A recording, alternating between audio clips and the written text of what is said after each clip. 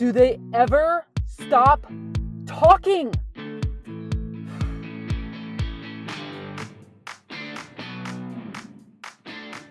Hey everyone, welcome back to the YouTube channel. Today, I want to address a topic that was raised by Kelly, one of my YouTube commenters. She wrote, I would love a video about how you handle kids talking or interrupting while you're teaching. Well, Kelly, we all have this problem. And so when I was thinking about my approach, one of the fun things about having a YouTube channel is you actually have to sit down and articulate why you do the things you do, which is kind of an interesting practice, and I would encourage all of us to give it a go. But when I was doing this, I came up with two sort of lines of thought. So when I'm in that crunchy moment and I'm up there either giving instructions, I'm like in my little teacher space toward the front of the room, and I'm explaining how an activity needs to go, or I am lecturing and I've got the Prezi slides running behind me and all that good stuff. If I'm interrupted or kids start side talking, two things. One, I wonder why it's happening, and I need to figure that out so that then I'll know the second part, which is what I'm going to do about it. So it really varies quite widely based on the kid and the situation and the day, really. So this is going to be a hard video to make because there is no one right answer. I think in a lot of these really sticky wickets, we're looking for like the magic solution. If I say this phrase, all my teenagers will get back on track. Or if I do this hand motion, you know, the silent coyote, then suddenly all the kids will be on board and we'll be back on track. And that just doesn't exist. So I think you just kind of do the best you can in the situation you're in, and you use your good judgment. And that's why I keep saying, and I'll just keep on saying it, that teaching is more of an art than a science. There is no formula that you can just plug in and it works 100% of the time with every kid. So I just felt like I need to put that out there before I talk about how I handle these situations. So keep that in mind. What works for me might not work for you. It depends on personalities and styles and what kid is sitting there and what just happened before it and how hungry everybody is, because the class right before lunch is a very different class than the class right after lunch. So there's just so many variables, right? We're all human. Okay, so but that gets me back to my strategy. So first up, I'm trying to figure out why it's happening. So is it that the kids are like a kid is blurting out an answer while you're lecturing, or, you know, wants to like tell a story that's connected to something you said that triggered something that makes him want to share something with the whole class. That's actually a good problem to have, right? Like kids who are there with you and they're excited about what you're talking about and they want to contribute. Okay, yeah, we need to teach those kids to use the filter, and, you know, just for the sake of order, we need to raise hands so that I can call on people, because sometimes 4 people will want to be saying something on point to me at the same time, but I can only hear one person at a time. So I say that to my kids. I'm like, whoa, my brain is old and I can't take it all in at the same time. I need one person to talk to me at a time. And so I kind of own it. And then they kind of like, oh, okay, let this person go. And then this person goes. I also tell my kids, you can't talk and listen at the same time. Impossible, like biologically, just impossible. So when I'm giving instructions, I need it to be pin drop silent. Because if you're talking to your neighbor, you're not hearing what I'm saying. So I definitely don't start instruction until it is completely silent. So I'll talk about that on the what I do. So that's sort of the one thing, like, why are they interrupting? Now, it might be because they're excited, and that's a good problem. But more likely, Kelly, what you're talking about are the kids who are side talking off topic. They're having their own discussion. They are not interested at all in what's going on up here. And it feels super disrespectful. It might be intentionally disrespectful on their parts, but I'd say 9 times out of 10, it's not. Like in my class, the kid's not trying to get under my skin. It's getting under my skin. I'm like, you don't need to zip it, but I don't say that out loud. It's just teenagers are, they're self-absorbed, right? In a teenager psychology, it's all about that kid's immediate world and what everybody thinks about that kid and what are they looking at, that pimple that kid has, you know, like that's how teenagers are. So when they are in the drama of a conversation with a classmate about something that's super important to them, they're not hearing or aware of what's going on with you at the front of the room. And in your bubble, you're like, I need them to be quiet so I can get this started. Like, this is the most important thing to you, but it's not the most important thing to them. So you have to figure out the motivation. And I'd say it's rare that a kid is intentionally trying to be disrespectful to you. If that is the why, then you've got a bigger issue than you can solve with a magical little phrase to get everybody back on track. Then you've got some relationship building to do there. Figure out what's happened, what's gone awry, how can you two rebuild it? But that's sort of a bigger, different issue. I think you're just talking about side conversation. I'm guessing. I don't know. Maybe you're talking about bigger things. But for me, it's sort of that garden variety. They all won't zip it so we can move forward. So most kids want to hear what I'm saying and they want to get on with their work. And so positive peer pressure can be really helpful in these situations. I use it all the time. I am not, now I'm getting into what you can do about it. I'm not a yeller. In my student teaching days, all those years ago, somebody wisely said, Laura, you cannot talk over 34 kids. You cannot outshout kids. So don't even try. So I don't. So I do the opposite. I go quiet. So let's say I'm starting class. All right, everybody, great. Today we're going to be talking about whatever. And then I don't have quiet. I just stop. And I wait. And I start to get my annoyed teacher face. And I will wait as the other kids start getting the attention of the ones who are talking, you guys shut up, she's trying to get going, and they'll kind of come together and pull with me. So I let those reasonable peer voices do the work that I don't have to do. It's gonna feel like an eternity because 30 seconds of me sitting waiting with a sour look on my face, it feels like 30 hours, but it's really just 30 seconds. And it probably doesn't even take that long before everybody's quiet. And I'm like, okay, thank you. Now let's go. And then I get back onto it. I don't make a huge deal about it. I don't call people out. I just wait. And the problem fixes itself as everybody comes back together. Now, that being said, I do that once I have a strong relationship with the class. They know I'm on their side and they know I'm working hard, and hopefully I have something pretty compelling and interesting that's going to be happening up at the board, and they want to see, what is Randazzo going to do today? And so they want to tune into that. So that's one thing you can do. Sometimes it's really hard to pull the class back into control. I do a lot of small group and then full class discussions. That's one of my go-tos in my toolbox of tricks. And pulling everyone back into the full class discussion sometimes is challenging, especially if everybody's really exuberant about it. So I will maybe 2 times a year, I have to flicker the lights on, just 2 or 3, like in the theater, when the intermission, it's go back to your seat. I do that. I've heard of teachers who have a doorbell, a wireless doorbell that they ding dong, and then that's sort of the signal for everybody to go back. I guess that works. I just don't need to pay the money for that. So I just do the flicker light if I need to get everyone's attention to pull back to seats, but usually that's really rare. I can just say okay, it's time up, and give them a heads up, okay, we're gonna be wrapping up in 30 seconds, wrap up, or write it on the board, 30-second wrap up, that kind of thing to keep them going. So yeah, I guess I don't have a great answer. I had all these brainstorm notes, but you're probably doing all of these things already, right? I was saying teach them your specific expectations, right? Early in the year, I explicitly tell my class, when I'm standing, all right, probably in the first week of school, I'm explaining, when I'm standing right here, and there's a little spot kind of near the front of the room by the smartboard, that means I'm ready to talk to you. So when I'm standing here, it's time for you to quiet down and listen up. So you just have to model it and teach it to them.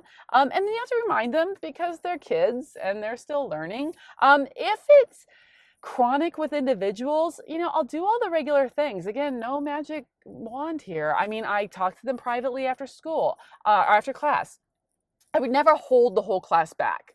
That's just ridiculous and unfair. It's not fair to punish, 90% of the good kids for what 10% of the chuckleheads are doing. So never ever full class punishments. That's just not right. But I will hold back individuals, which is especially effective if the class is right before lunch or right before you get out for the school day. That works wonders, because if they're going to waste our time, then I'm going to take a couple of minutes. And then that makes the student parking lot get super clogged. And now they're having like 20 minutes to get out, or the lunch line is now super long because you had to be chatting during fourth period. So, I'll do stuff like that. Call parents. Like if there's some kid who repeatedly, after you've talked to them and after you've held them back and they still are off task chatting with friends, call mom and dad. Like that's a strategy that I use regularly, because I just want the kids to know what's going on. I gotta tell you, if I'm a mama and if one of my own children, if I got a phone call from a teacher saying my kid was not zipping the lip and was talking too much socially, that kid would be on lockdown.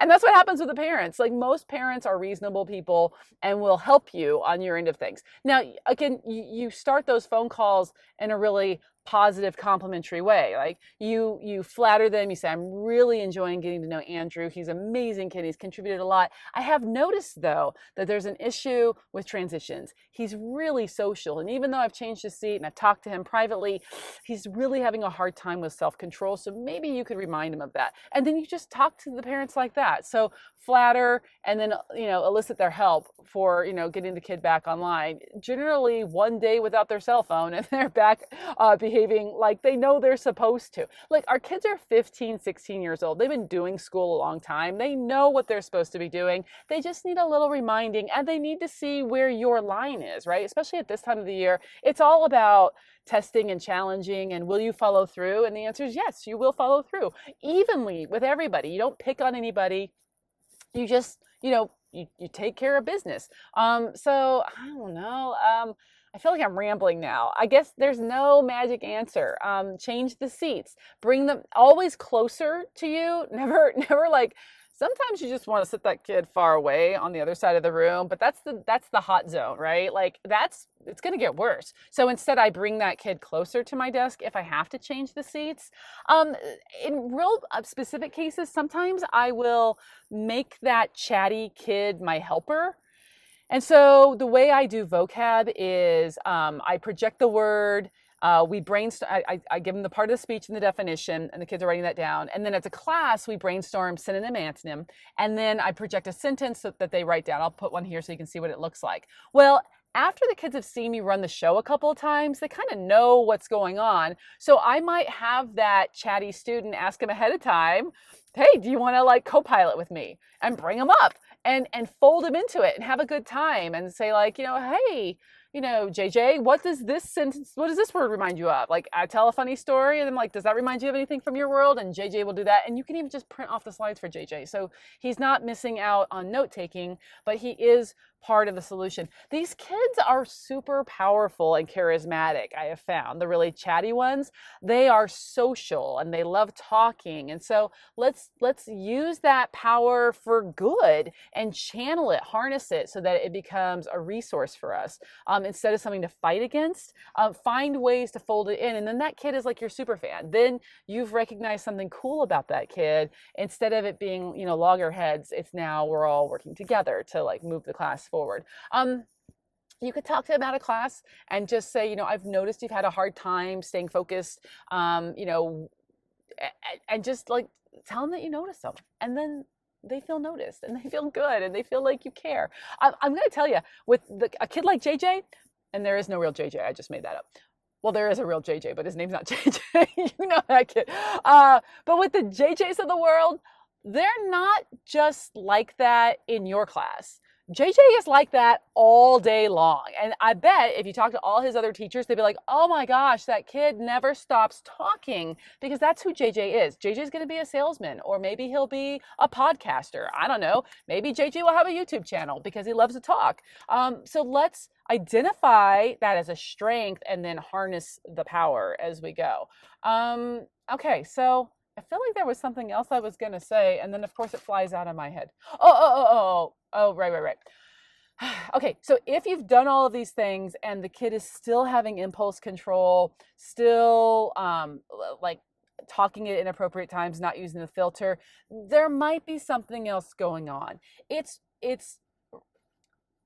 not common, but it certainly happens that a kid has made it all the way through to freshman year of high school and not been identified with, whatever attention deficit, whatever learning disability, maybe he's covering for low reading skills, whatever it is. So there could be something else going on also. So it's worth a call to, the special ed department just to see if there's been testing on this kid in the past, like what is going on. Some kids just need to talk about stuff in order to learn it. And so that's a particular learning style that would need accommodations, like talking to somebody quietly, like extra. So I don't know, just use your good judgment. I feel like, Kelly, I'm letting you down. I feel like I should have some like perfect answer, and I just don't, because I don't know. Sometimes I use humor. Sometimes I use mean teacher face. Sometimes I flicker the lights.